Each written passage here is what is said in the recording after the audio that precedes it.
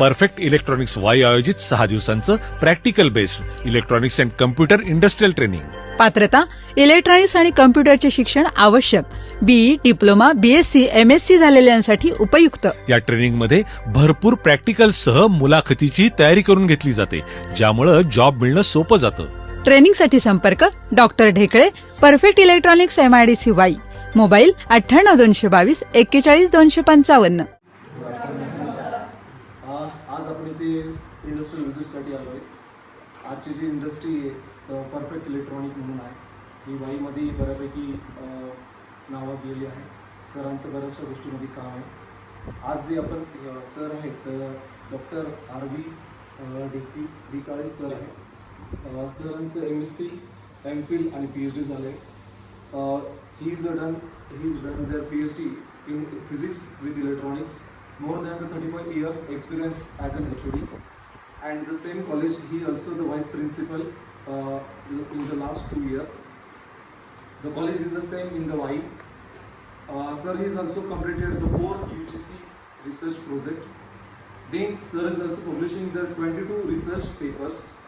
Then he also get the research grant and he retired.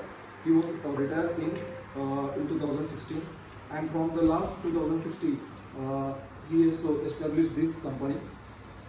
Then he also industrial expert in the different university like Shivaji University, Kolhapur University, KPPS College Pandharpur, YC Institute of Satara, जे YC college आहे famous Yashwantrao Chavan यांच्या नावावरती आहे. Then Rajshree Shahu Latur. Then sir have the more experience in the industry and sir establish this industry for different purpose. Thank you sir for giving the opportunity to our students. May I requesting to the sir to start the today's session. KK Wagh College Computer Science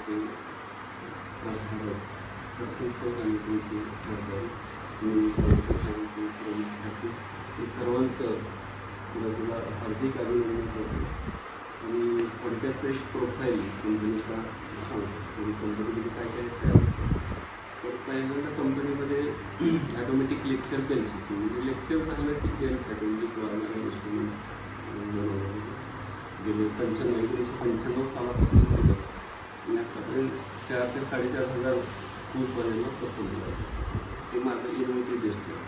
दुसरं automatic national anthem clear, म्हणजे राष्ट्रगीत automatic वाजलं त्याला शासनाचा नियम आहे स्कूलपर्यंत. तर आता मी ते सुद्धा ऑटोमॅटिक केलेलं आहे. मार्केटला कुठं मिळत नाही ते प्रॉडक्ट, ते सुद्धा माझं R&D बाकी.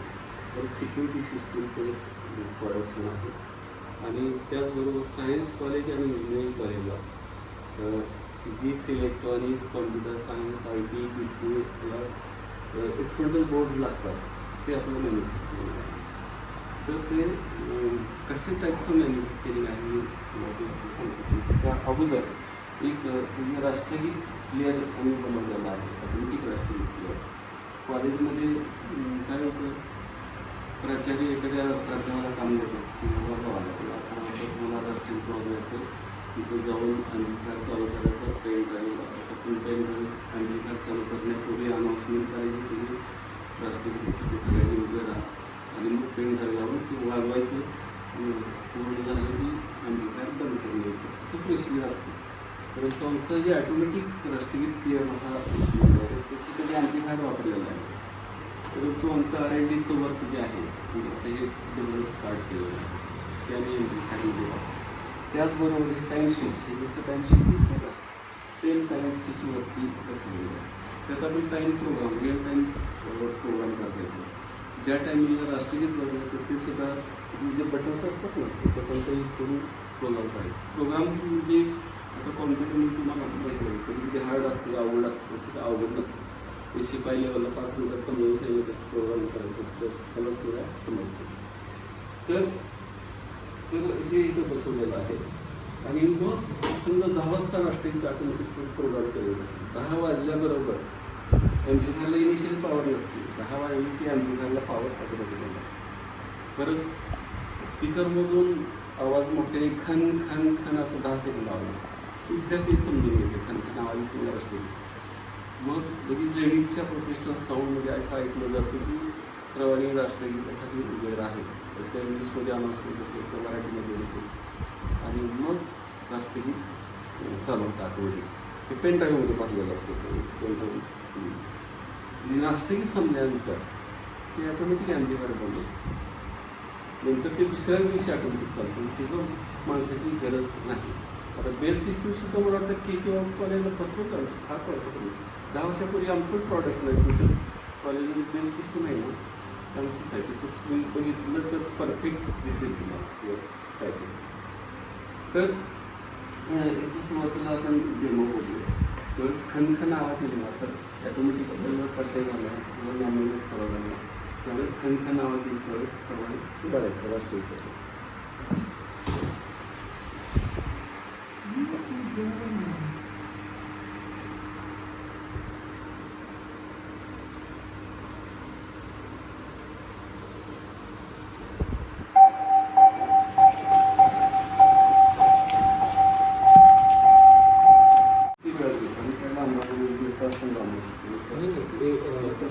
हो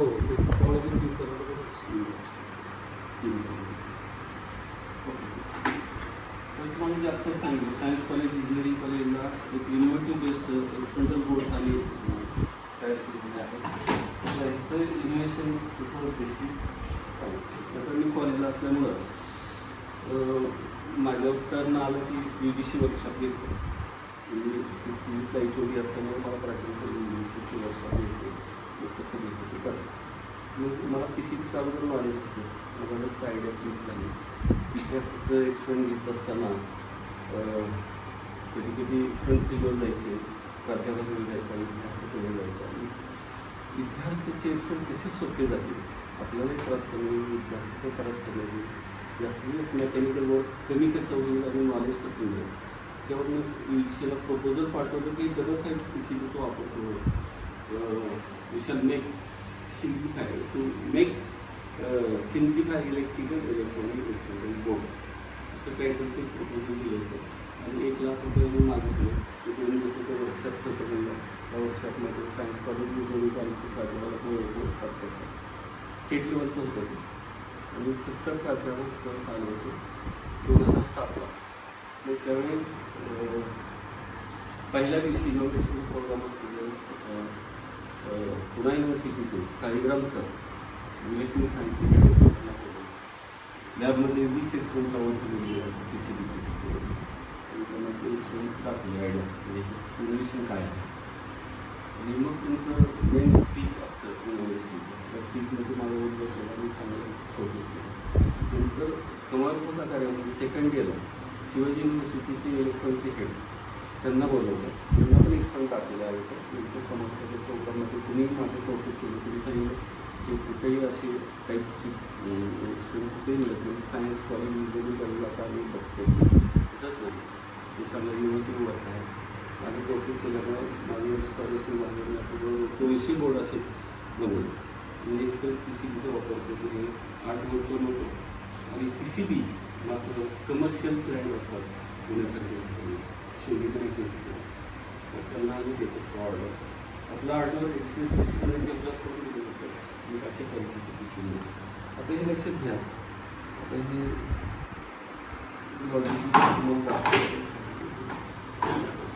डिमॉर्गन्स ठेवायचं PCB आहे. मी ह्या साईडला ट्रॅकिंग जर बघितलं, सेम ट्रॅकिंग बॅक साईडला म्हणजे वरची लाईन दिसली की खालच्या लाईनला पण ते मिळणार नाही.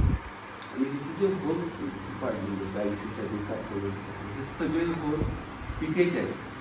PTHचा लॉंग फॉर्म माहिती आहे तुम्हाला, प्लेटेड थ्रू होल म्हणजे कंडक्टिंग होल. समजा एखादा पर्टिक्युलर होल घ्या तुम्ही, समजा हे होल घेतलं, तुम्ही जर मल्टीमीटरचं कंटिन्यू टेस्ट वापरला तर एक प्रोब वरच्या साईडला लावायचा होलला आणि खालचा प्रोब खालच्या साईडला त्याच पॉईंटला, तर कंटिन्यू मिळते. याचा अर्थ होल हे कंडक्टिंग आहे, बरोबर. तर असे PCB सर्व एक्सपेरिमेंटचे वापरले आणि सर्व एक्सपेरिमेंट 12 व्होल्टवर चालणार आपले. तर दुसरा फायदा याचा की तुमचे 230 व्होल्टेज पॉवर सप्लाय जर इलेक्ट्रिक सर्किट आलं पॉवर सप्लाय असतो, काही ठिकाणी 5 व्होल्ट, काही ठिकाणी 9 व्होल्ट सप्लाय तुम्ही विद्यार्थ्यांना द्यायला सांगतो. तर सप्लाय तुमचं किती असतं? 0 to 30 व्होल्ट असतं. इक्वल सप्लाय पण असतात. ऑपॅम्प असेल तर इक्वल सप्लाय द्यावा लागतो, कधी पण चालत नाही. परंतु विद्यार्थ्यांना असेच आहे म्हणलं तर 0 to 30 व्होल्ट वाढवून टाकतात ना. मग काय होतं आपल्याला धुळून निघायला दिसतो त्यांची. असे प्रॉब्लेम रिमूव्ह करण्यासाठी डिझाईन केले 12 व्होल्ट सप्लाय. डिजिटल सर्किट असली तर 12 व्होल्ट. आता तुम्ही म्हणाल डिजिटल सर्किटला 12 व्होल्ट कुठं असतं? 5 व्होल्ट चालायला तर 5 व्होल्ट झेनर डायग्राम वापरतो. तर आता तुम्हाला ते रेग्युलेटर सप्लाय हे आम्ही डेव्हलप केलं. मार्केटमध्ये मिळतं 12 व्होल्टचं, पण ते रेग्युलेटर नसतं. तुम्ही जर इनपुटला डिमॉन्स्ट्रेट लावला आणि 170 व्होल्ट AC ठेवलं तर हिचं आउटपुट 9 व्होल्ट मिळेल मार्केटमध्ये. आणि 270 इनपुट व्होल्टेज दिलं तर 16 व्होल्ट मिळेल. परंतु आमचा ॲडॅप्टर डेव्हलप केलं. ट्रान्सफॉर्मरसुद्धा आम्ही डिझाईन केलं. ट्रान्सफॉर्मरचे नंतर आहे ते आम्ही 12 व्होल्ट ते जे आहे इनपुट व्होल्टेज 170 ते 270 व्होल्ट व्हॅरी जरी झालं तर 12 व्होल्ट फिक्स आहे. म्हणजे एक्सपेरिमेंटला काय डॅमेज होत नाही. एक्सपेरिमेंट स्टॅबिलिटी चांगली दिसते. आता बघा इथे 12 व्होल्ट बसले तर जिना डायरेक्ट 5 व्होल्टचा लावलेला आहे. 12 व्होल्टचं कन्व्हर्शन 5 व्होल्टला केलेलं आहे. आणि सगळ्या डिजिटल IC तर 5 व्होल्ट केलेलं आहे. आता एक्सपेरिमेंटचं टायटल आहे डी मॉर्गन्स थेरम. आता मी चालू करतो. आता सुरुवातीला स्विचेस खाली टाकले अशा इथले 2 FD दिसतात म्हणजे बायनरी 0 0 झालं. वर टाकले की बायनरी झालं. आता पहिला जो थेरम आहे complement of sum is equal to product of the complement. बरोबर. आणि दुसरा थेरम काय असतो? Complement of product is equal to sum of the complement. आणि ह्याच्यात वेगळ्या इनपुट कॉम्बिनेशनला आपल्याला हे बघायचं असतं की LHS is equal to RHS. हे इनपुट कॉम्बिनेशन झालं. वेगवेगळे इनपुट कॉम्बिनेशनला हा एलिमेंट लागला की हा लागलाच पाहिजे, हा विजला की हा विजलाच पाहिजे. तर मग पहिलं थेरम खुला. आणि दुसऱ्या थेरमचा हा एलिमेंट LHS आहे, हा लागला की हा लागला पाहिजे, हा विजला की हा विजला. वेगळे इनपुट कॉम्बिनेशन. तर हे डी मॉर्गन्स थेरम अशा पद्धतीने खूप आहे. 0 0 कॉम्बिनेशन इनपुटचं आहे. आता 1 0 केलं. 1 0 केल्यानंतर LHS बरोबर आहे. आता 1 1 दाखवूया दिसणार कंडिशन सिम्प्लिफाय करू. आता तुम्ही इथं फॉर्म्युले ते दिलेलं आहे की इनपुट टेबल बायनरी 0 1 टाकलं की किंवा फॉर्म्युला भेटतात. तर आता हे मला सांगायचं आहे डबल साइडेड ग्लास इपॉक्सी पे PCB. आता एक्सपेरिमेंट बंद पडायचं तुम्हाला सांगितलं. बंद पडा एक्सपेरिमेंट बोर्ड करायचं नाही. कसं तुम्ही बंद पाडू शकाल का? करायचं नाही. तुम्हाला एक सुरी दिलेलं आहे, नाही पेज दिलेलं आहे. मग तुम्ही काय म्हणणार की क्रॅक कट करून पण काढू शकतो. बरोबर. मग हे सगळे कट 100% कट केले तर एक्सपेरिमेंट बंद पडणार ऑब्विसली. पण तसं होणार नाही. का होणार नाही? कारण तिथे ट्रॅक बॅक साईडची ट्रॅक आहे सेफ आहेत ना. तुम्हाला अगोदर सांगितलं पॅरलल आहे. त्यामुळे रिझल्ट सुद्धा एक्सपेरिमेंट झाला. त्यामुळं असे बोर्ड एक टाइम तुम्ही घेतले की वर्षानुवर्ष चालणार. जेव्हा लाईक तसं नाही. आता काही होतं एक्सपेरिमेंट लगेच झाला म्हणजे विद्यार्थ्यांनी काय करायचं. तर आणि असं सांगत असते की जे रजिस्टर लावलेले ते LED लावलेले कट करा आणि तुम्ही सोल्डर करावं. 1000 वेळा सोल्डर केलं तर ते पॅड तुटणार नाही. कारण डबल साईड PC आहे. मध्ये लीड आपण सोल्डर केलेलं आहे. त्यामुळे त्या लीडमुळं ते 2 पॅड फिट धरलं जातात. त्यामुळं तुम्ही मेकॅनिकल वर्क वाढवू शकता. 3 तास एक्सपेरिमेंट सगळे कट करून द्यायचं आणि दुसरी नवीन एलजी लावून अशा पद्धतीनं मेकॅनिकल वर्क तुम्ही वाढवू शकता. तर ह्याच्यात आमचं हे ट्रेनिंग आता डिजिटलचे 8 एक्सपेरिमेंट आणि काही घेत असतो. एक दिवसात 2 तासात 8 एक्सपेरिमेंट डिजिटलच्या करू आणि 1 तासात आमचं मॉडेल असतं. ट्रेनिंगचं पण आमचं आहे मॉडेल ते मॅडम सांगितलं. दुसरं मी आर्डिनो बोर्ड ऐकलंय. राजबेरी पाय आर्डिनो माहिती आहे. कॉम्प्युटर असतं त्यात कसं आम्ही डेव्हलप केलं आहे. आता आम्ही आर्डिनोचं यूज करून ऑटोमॅटिक लेक्चर बेल सिस्टीम पण डेव्हलप केली आहे. नंतर जे सिम्पल प्रोजेक्ट डेव्हलप केलेलं आहे आर्डिनो वापरलं जातं. आता इन्फ्रारेडचा रिसिव्हर सेरिंग लावलेलं आहे आपल्या सिम्युलेशन. ते मॉड्यूल आहे इन्फ्रारेड चाचणी. मग मॉड्यूलमध्ये काय असते, +5 व्होल्ट मायनस द्यायचं असते आणि आउटपुटला बघायचं. आउटपुट पुढं ऑब्स्टॅकल आलं की आउटपुट लो होतं. मग लो झालेलं ते आपण C++ मध्ये प्रोग्राम लिहायचा असतो आणि ते मग इनपुट आपण कॅन्सिल करायचं. ते इनपुटला ते लो व्होल्टेज गेलं की मग तुम्ही सांगायचं असतं कुठल्या आउटपुटला कुठल्या पिनला आउटपुट पाहिजे, त्या पिनला बरोबर आउटपुट मिळतं. मग तुम्हाला टाईम गेले किती पाहिजे ते विचारला होतं, ते टाईम गेले करायचं. आणि हल्ली तुम्हाला माहिती आहे AIचा यूज करून प्रोग्राम पण रेडीमेड मिळतो. तर हे आम्ही डेव्हलप केलेलं आहे. त्याचं डेमो त्याचं ट्रान्समीटर, असे ट्रान्समीटर आता कुठे मिळतात, कुठेही चालतात, मल्टीपर्पज ह्याचा सुद्धा वापर करून चालतात. तर आता ह्याचा मी डेमो दाखवतो. हे 9 व्होल्टचं ऑपरेशन आहे Arduino बोर्डचे. तुम्हाला Arduinoचे काही एक्सपर्ट आहे? BCSला वाटतं झालं, BCSला 9 व्होल्टचं मी लावलेलं आहे. मी हा शिवाजी कट होतो. 10 सेकंदचं बिल आहे, त्या 10 सेकंद आवाज केला.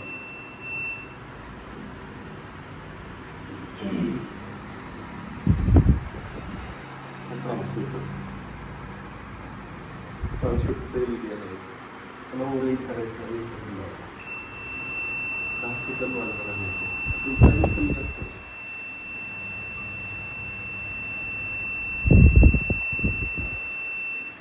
फक्त एकदा दाखवतो.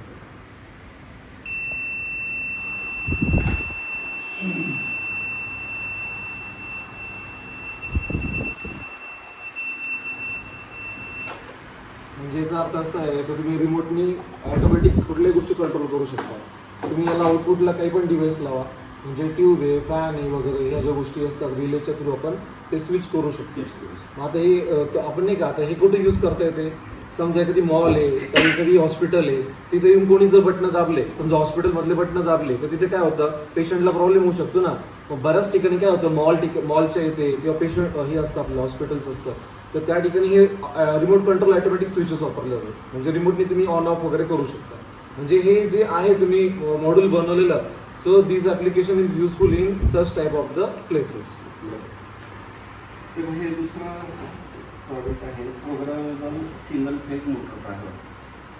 तर सिंगल फेजची मोटर आपण लावायची ती मोटर आपण सांगितलेल्या टायमिंगला लावतो.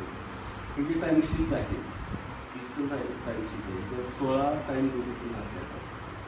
आता समजा तुमचं बंगला आहे, बंगल्यावर पाण्याची टाकी आहे, ही मोटर आहे. नॉर्मली काय करतात की सकाळी मोटर चालू करून पाणी भरण्यासाठी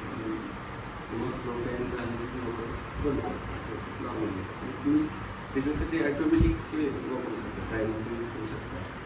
की समजा तुम्ही विचार करायचं की तुमची वॉटर टँक पाऊण तासात 3 कोट, समजा 1 तासात 3 कोट भरते असं. 3 कोट सफिशियंट होतं असं समजा. मग 1 तासाचं टाईम ड्युरेशन होतं. समजा ह्याच्यात 8 वाजता टाईम भरली, ऑनचं टायमिंग 8 वाजता, लोनचं टायमिंग ऑफ लावायचं. म्हणजे एकच टाईम ड्युरेशन. म्हणजे दररोज एकदा 8ला एक व्होल्टेजची लोन सिंगल पे तेच त्या प्रमाणात तुमचं पाहिजे तसं पाणी होतं. 3 कोट का भरायचं आपल्याला की कधी पाणी युटिलायझेशन जर तुम्ही कमी वापरलं असेल तर ती ओव्हरफ्लो पण झाली नाही पाहिजे. तर अशा पद्धतीनं तुम्ही ऑटोमॅटिक वॉटर टँकिंग सिस्टम वापरायचं. हे कसं करू, तर ऑन टायमिंगमध्ये कसं येतं, समजा हे सॉकेटच्या ॲक्युरसीचा हा बल्ब लागतो. समजा 8 वाजता कितलं इंजिन लागतं, इंजिन तुम्ही मॅन्युअली असतो. 8 वाजले की बल्ब लागला, मोटर चालू होती. आणि 9 वाजता ते काही इंजिन बंद होतं. ऑफच्या टायमिंग आलं बंद झाल्यानंतर काय होतं बघायचं ते बंद. हे एक ॲप्लिकेशन झालं. दुसरं ॲप्लिकेशन सिक्युरिटी सिस्टीमला वापरता येतं. तुम्ही हे आउटपुट कोर्स लॅब लावा आणि 16 टाईम ड्युरेशन सांगितलं. मग कोर्स लॅबला आपण काय करतो, तुम्ही 6:30 वाजले की थोडीशी लागलेली लावतो. मी झोपण्यापूर्वी 11ला बंद करतो, परत ती बंदच राहते.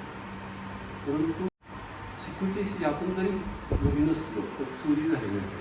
आपण असलो तरी गेला नाही. तर टाईम ड्युरेशन असं बघायचं की पहिलं टायमिंग 6:30ला लावायचं. 6:30ला संध्याकाळी ऑटोमॅटिक स्पोर्ट्स लॅब लागेल, हा स्पोर्ट्स लॅब असं 11ला ऑफ टायमिंग भरायचं, 11ला बंद करायचं. नंतर 11:30ला परत चालू करायचं, ऑन टायमिंग भरायचं. परत 12ला बंद करायचं, नंतर 12:30 चालू करायचं. असं प्रोसेस जे आहे साधारण 2 वाजेपर्यंत अर्ध्या तासाच्या इंटरव्ह्यूला मला करायचं. चोरी होण्याची पॉसिबिलिटी 2 ते 3.5. 2 ते 3.5 मध्ये 15 मिनिटाचं ड्युरेशन भरायचं आणि 3.5 नंतर पण अर्ध्या तासात ड्युरेशन बघून 5 किंवा 6 वाजेपर्यंत टाईम ड्युरेशन प्रोग्राम करायचं. प्रोग्राम फार इझी म्हणजे एवढं प्रोग्राम जे आहे 5 मिनिटात प्रोग्राम करायचं. एवढं सोपं आहे, बटन दाबून करायचं असतं. प्रोग्राम म्हणलं की ते सी लँग्वेज वगैरे ते त्याची गरज असते. तर हे ॲप्लिकेशन सिक्युरिटी सिस्टम म्हणून वापरतो. चोर आला की किंवा बरोबर 2 वाजता चोर आला त्यांना मध्येच लाईट लागली, तो काय विचार करणार, कोणतरी जागा झाली त्याला वेळेला आला परत विसरून परत बाजूला खूप धाडस करणार. BCCवर बऱ्याच ठिकाणी घेतलेलं आहे मी. BCCवर सांगतात लोक आणि त्यावेळेस जाऊन येतो. तर चोरांना जरीही टेक्नॉलॉजी माहिती झाली त्याच्यावर अवलंबून आहे, पण शुअर कसं काय सांगणार मशीन आहे का नाही. हां, जे जाणकार आहे जिचं आपल्या घरात येणं झालं आहे तो चोर असू शकतो ना, त्याला माहिती असेल तर असं चोरी होऊ शकतो. ओके, ती झालं सिंगल फेज. दुसरं आहे 3 फेज मोटर ड्रायव्हर म्हणून. हे माझं ह्याच्या संशोधन माझं संशोधन हाँगकाँगमध्ये प्रेझेंट केलेलं आहे आणि इलेक्ट्रॉनिक्स फॉर्म्यूच्या ऑगस्ट 2015च्या ऑगस्टमध्ये फुल कन्स्ट्रक्शन प्रोजेक्ट इलेक्ट्रॉनिक्स फॉर्म्यूला तर ते दिलेलं 3 फेज मोटर ऑन करायचं. 3 फेज मोटर जनरली शेतात असते तुमची 4 लाईन्स असतात आणि मग तुम्हाला नाही एखादा स्टार्ट असतो, हिरवा बटन दाबलं की मोटर स्टार्ट होती, रेड दाबली बंद होती. बरोबर. मग आता ह्यामध्ये काय केलं लक्षात घ्या की पण इन्व्हर्टर बेस म्हणजे माझं मोनोस्टेबल मल्टिवेटर जास्तीत जास्त इन्व्हर्शन लागतं. सिस्टीम ह्यामध्ये सुद्धा स्टार्ट बटनला क्लिक द्यायची आणि स्टॉपला एक क्लिक द्यायचं आपल्याला. आता इथले जे आहे इथलं हे स्टार्ट स्विचचं क्लिक आहे. आता दोन वायर असलेलं जे काही पिन बसवायचं ते एक पिन बसवायची असते, आपण तुम्हाला एकच दाखवतो. आता मी काय केलं, कंटिन्यू टेस्टरला ठेवतो. कंटिन्यू टेस्टर ठेवलं. तर आता मी जाणवली की 8 वाजता आपण 3 फेज मोटर इलेक्ट्रिकल ऑटोमॅटिक चालू राहते आणि 9 वाजता बंद झाली. आता हिरवं बटन आपण दाबतो म्हणजे काय करतो, तर तुम्ही जर आतल्या साईडला बघितलं 2 कॉन्टॅक्ट असतात आणि असं दाबलं की पट्टी असते, त्या पट्टीनं 2 पॉईंट शॉर्ट केलं हळवळासाठी. बरोबर. मला आता मोनोस्टेबल मल्टिवेटरला एक रिले लावलेला, त्याला 5 सेकंडचा डिले लावला. बरोबर. ऑन टायमिंग ह्याच्यात आलं की इथला इंडिकेटर लागतो. इंडिकेटर लागला की मल्टिवेटरला व्होल्टेज जातं, रिले ऑपरेट होतो, त्याला टाईम दिला 5 सेकंडचा. आणि हे 5 सेकंडचं जे आहे कंटिन्यू नॉर्मली क्लोज जे असतात टर्मिनल त्याला लावलेलं असते की नॉर्मली ऑन जातं आणि कंटिन्यू केलं की ते हिरव्या बटनच्या अक्रॉस हे 2 वायर लावायचे. बरोबर. आता ज्यावेळेस इथं इंडिकेटर लागेल त्याच्यात कंटिन्यू हिरवं बटन दाबल्यासारखं आहे बघा, कंटिन्युटी ह्याच्यात आवाज आला पाहिजे 5 सेकंडसाठी एकदा बटन इंडिकेटर लागलं तर 5 सेकंडचा डिले म्हणजे हिरवं बटन दाबून धरलं तुम्ही 5 सेकंड सोडलं, मोटर तुमची चालू झाली. आता स्टॉप करण्यासाठी हेच मी कनेक्ट लावतो, मोटर चालू करतो. हे मी कनेक्ट लावल्यानंतर हे जे वायर कशा लावायचे माहिती का, तर स्टॉप स्विच म्हणजे पुश टू ऑफ असते. इथं 2 टर्मिनल आहे ना, ते एक टर्मिनल वायर सोडायचं, ते 2 टर्मिनल होतात ना, हे 2 टर्मिनल त्यांना सिरीजमध्ये लावायचे.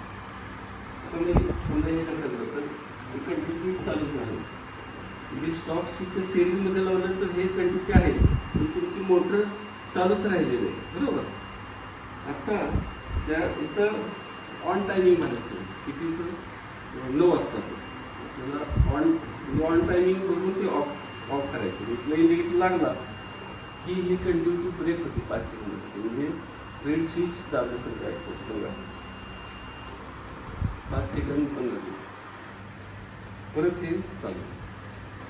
आता चालू झालं तर मोटर बंद झाली की बंद झाली, कारण आतला जो रिले तो बंदच झालेला असतो. हिरवा बटन दाबल्याशिवाय पण ते चालू होणार नाही. सिक्युरिटी सिस्टीम आहे, त्याचं ऑपरेशन लक्षात घ्या. ह्याला एक स्विच आहे, तर ऑन ऑफचं बटन आहे, वरती दिलेलं आहे. आपले सेल डाऊन झाले ते. आता हे कसं बसलं सांगतो, याचं ऑपरेशन सांगतो. जे मी समजा दुकानात आहे, शिकत असं आहे, ते भांडवल लावलेलं आहे असं समजा, असं तुम्ही असं वरून फोडलंही करेल तर हे जे 4 कॉर्नरचे आहेत होल मारायचे, त्यांनी नट बोल्ट लावून करायचं अशा पद्धतीने.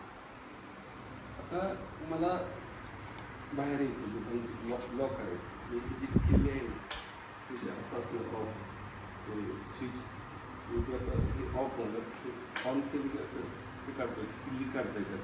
किल्ली काढून प्लेन डेट लागतात, शेणातला डेट लागतं. म्हणजे चालू करून मी काय करता बाहेर येणार, शटर लावला. शटर लावताना ही जी स्विच आहे ना, आणि सरफेसला टच होणार, असं दाबून होणार, आणि 5 मिनिटांनी हे ॲक्टिवेट होतं. 5 मिनिटानंतर कोण चोर वगैरे आला, अनाथागत पर्सन आला तर शटर उघडल्यानंतर काय होईल, रिलीज व्हायची, बरोबर. तुम्ही झालं एक सायरनचा मोठा आवाज येतो, आणि काय केलं पण चोर काय करतात, मेन स्विच करून करायला काय ऑपरेट केलं. त्याच वेळेस आपला जो मोबाईल आहे त्यात 2 नंबर सेव्ह केलेले असतात. किंवा माझा नंबर सेव्ह केला आहे, दुसरा नंबर सेव्ह केला. तर त्यावेळेस सायरन वाजतो, त्यावेळेस मला बंद करू येतो. मी उचललं की सायरनचा आवाज येणार मला.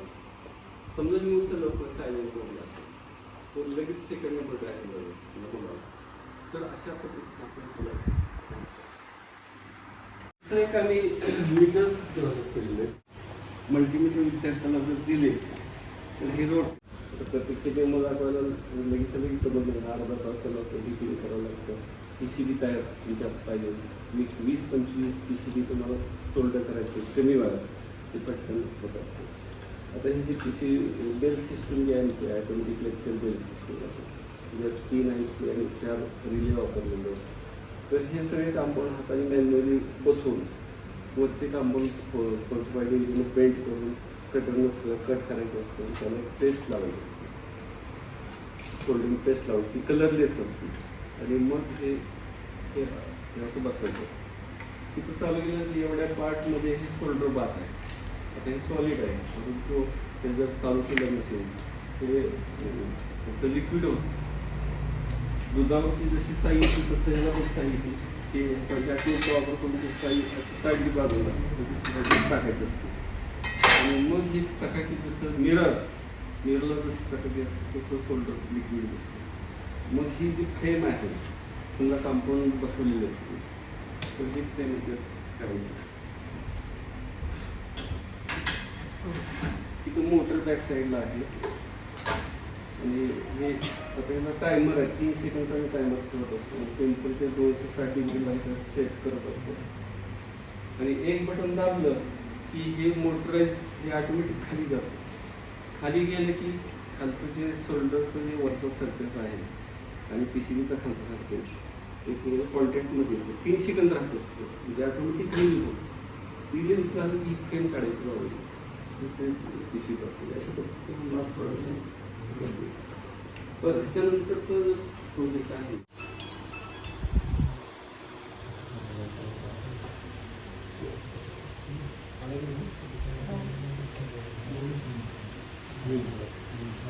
काय शरीर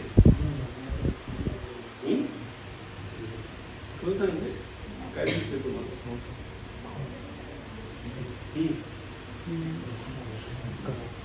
काय तर सांगा ना. पाहून सांगायचं काय होत असेल ते.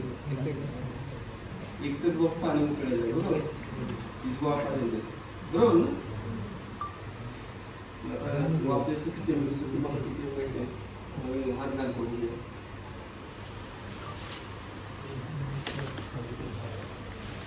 ओळख नाही काय ते.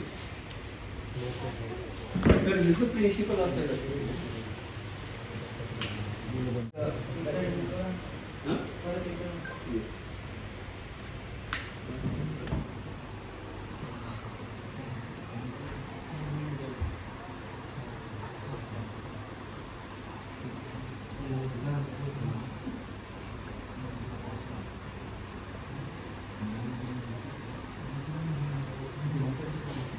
ह्याचं प्रिन्सिपल लक्ष. My bachelor degree in BEMC.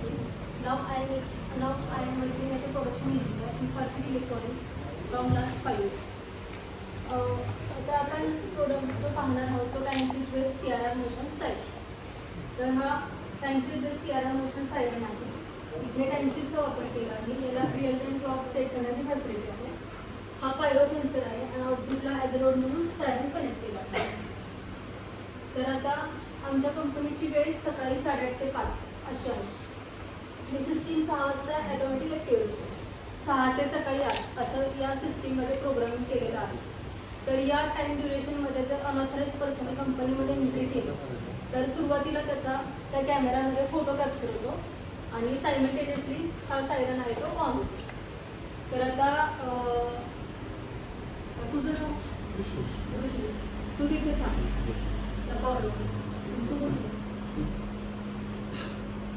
तर आता तुम्ही सर्व जे स्टुडंट किंवा स्टाफ मेंबर आहेत त्या सर्वांनी फ्लड लॅम्पवरती कॉन्सन्ट्रेट करायचं आणि साधारण 2 मिनिटसाठी आपल्याला स्टेडिंग व्हायचं. तर सर तुम्ही सुद्धा शिफ्ट व्हा आणि किंवा 2 मिनिटासाठी स्टेडिंग थांबा किंवा मग डेमो पाहण्यासाठी 2 मिनिटासाठी मग स्टेडिंग पण स्टेडिंग थांबायचं. जर तुम्ही मुव्हेबल झाला तर मग डेमो फेल झाला.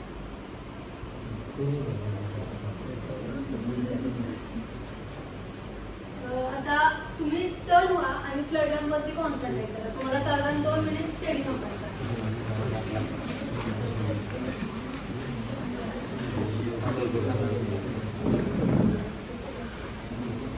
आता फ्लड लॅम्पवरती आहे, खाली मोशन सेन्सर आहे. तर आता ऋषिकेश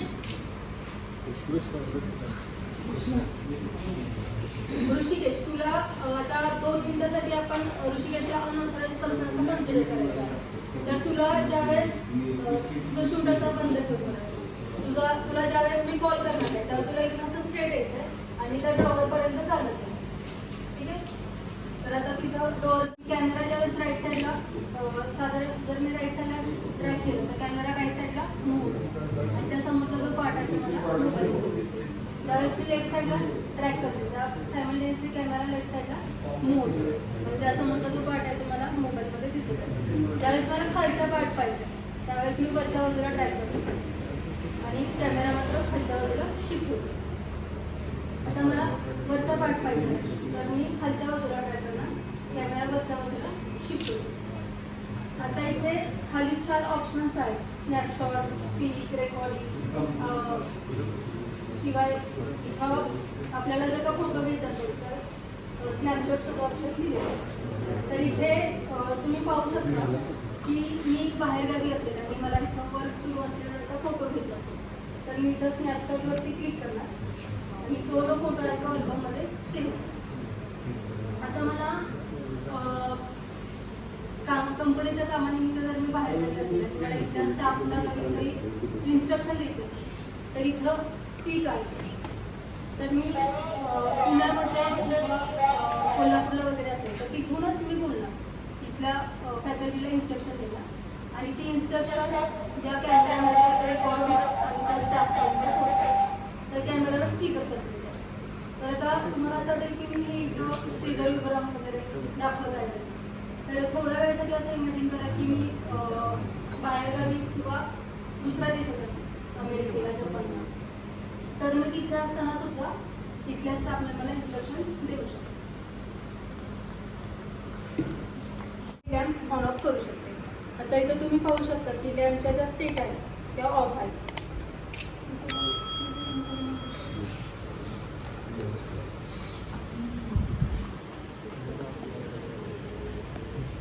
आता मी हा लॅम्प जर लॅम्प कुठचं बघू शकतो सगळ्यांना दिसत नाही, बॅक साईडला त्यांना दिसत नाही.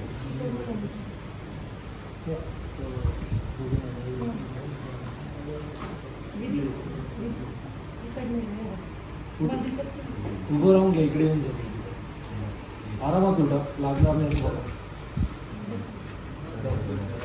म्हणजे ते सोपं त्यांनाही सोपं तुम्हाला सोपं.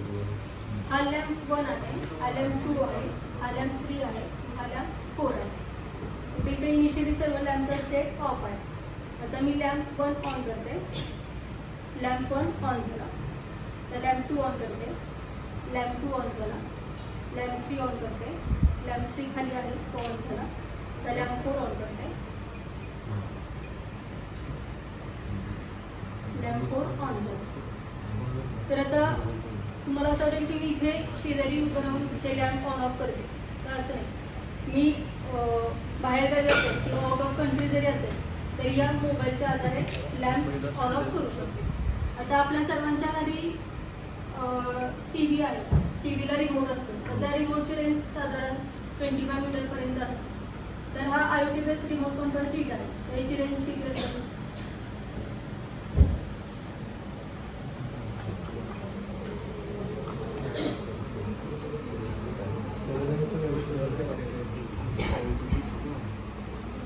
इंटरनेटवरून ॲक्सेस होईल तर कुठून करू शकतो तुम्ही?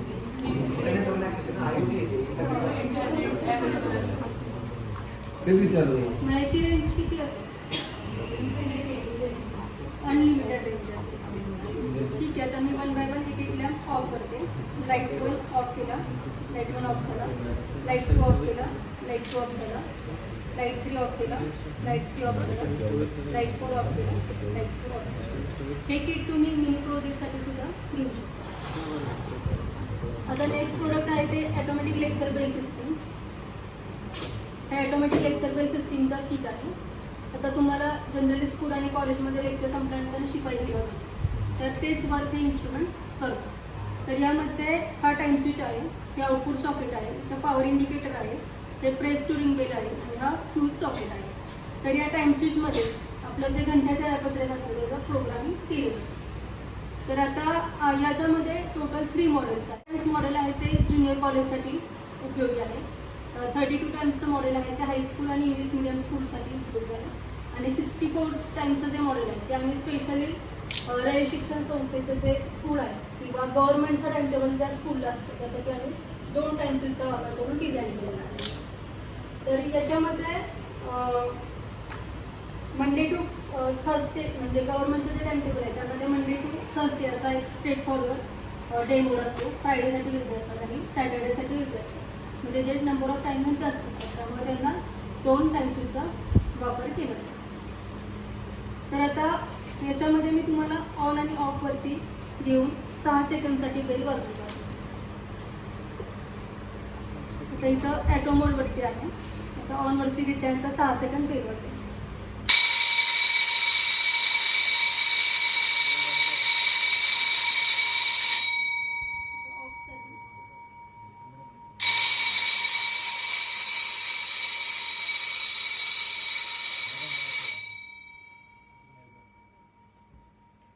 आपल्या अप्लायन्सेसनुसार सपोज आता टी व्ही असेल तर टी व्ही काही 230 वोल्टवर ॲक्च्युअली चालत नाही, त्याचं व्होल्टेज कमी असतं, 12 वोल्ट 24 वोल्ट जे असेल ते असेल.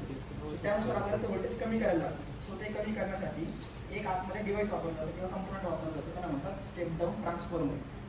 ठीक आहे, त्याला प्रायमरी सेकंडरी असे कॉईल असतात. कॉईल म्हणजे काय तर वायर राऊंड केलेले असते, कॉपर वायर. ठीक आहे, त्याचे टर्न्स असतात, तर टर्न्सचा एक रेशो असतो. सो त्या रेशोनुसार ते व्होल्टेज ते कमी जास्त करता येतं.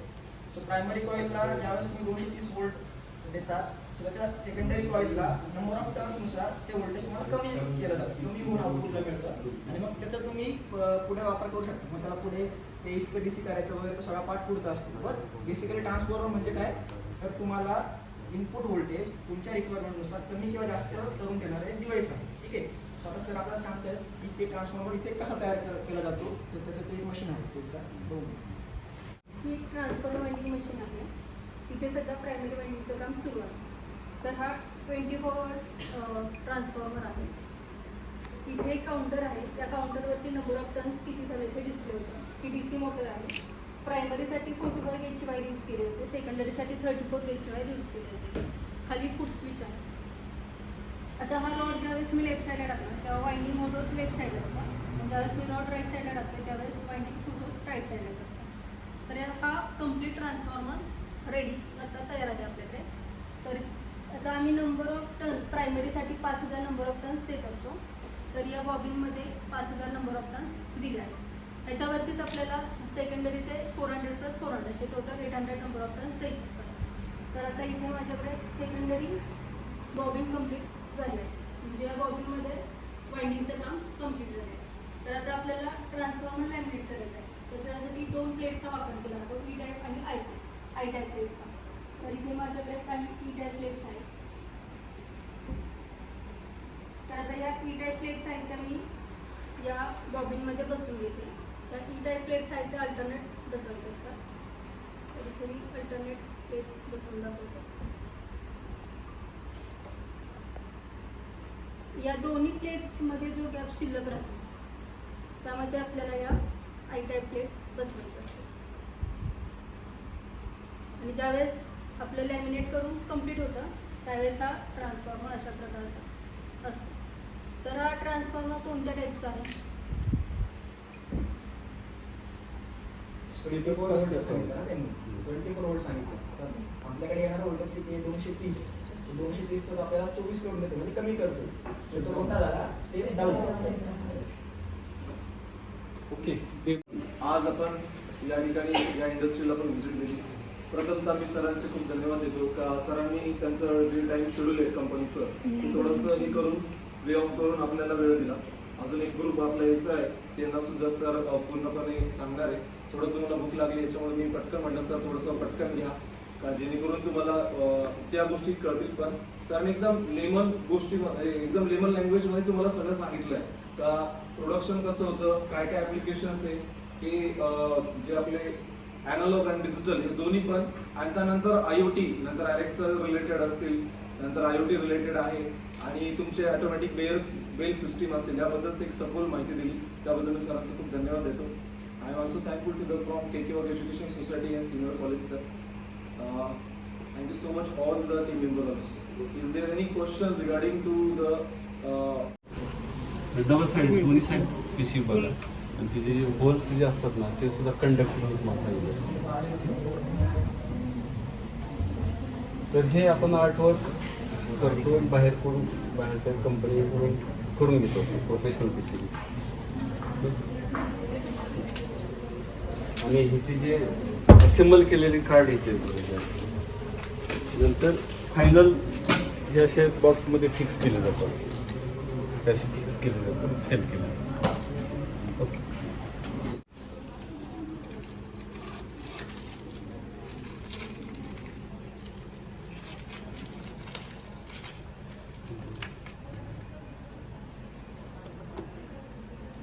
साईड बघा या अशा PCB सगळ्या वेगवेगळ्या एक्सपोनच्या केलेल्या जातात आणि फायनल प्रॉडक्ट असा होतं. त्याच्यात हे असेंबल कार्ड इथं ठेवलेले येतात, ते असेंबल केले जातात असं. येस.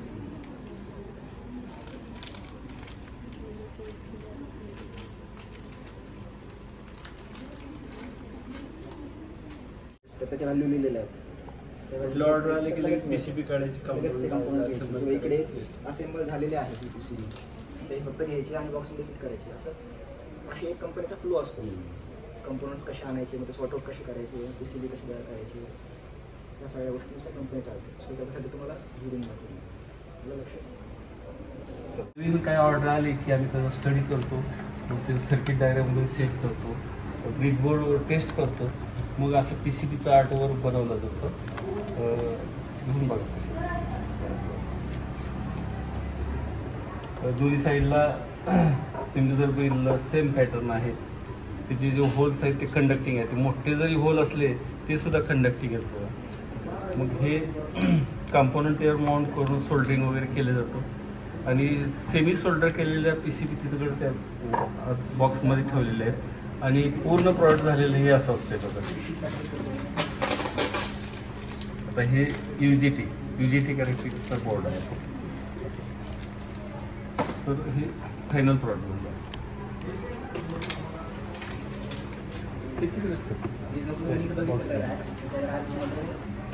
कोणत्या रॅकमध्ये कोणत्या PCB ठेवलेले ते लिहिलेलं आहे. हे लिहिलं आहे. लगेच कळतं की आपल्याला हा PCB घ्यायचा आहे, हा डिझाईन करायचा, तेवढा काढायला शॉर्ट आउट करायचं. आणि तिकडे खालच्या बाजूला कॉम्पोनंट्स आहेत काही रजिस्टरची व्हॅल्यू वगैरे लिहिलेली आहे बघा. हे कंपोनंट्स आहेत ते. पटकन PCBचे आता हे पॉवर सप्लाय आहे, इथं डिजिटल आहे, परत ह्या इलेक्ट्रिकल आहेत, थ्युनिस थेरम वगैरे ऑपॅम्पचे आहेत. ते पटकन PCB काढता येत, कंपनी येते सोल्डर करायचं. परफेक्ट इलेक्ट्रॉनिक्सचे संपूर्ण ऑटोमॅटिक ऑटो लेक्चर बेल आणि ऑटो राष्ट्रगीत प्लेअर सिस्टीम शाळा कॉलेजसाठी अत्यंत उपयुक्त. उत्पादक perfect electronics MIDC Wai. Free डेमोसाठी संपर्क 98 222 41 255.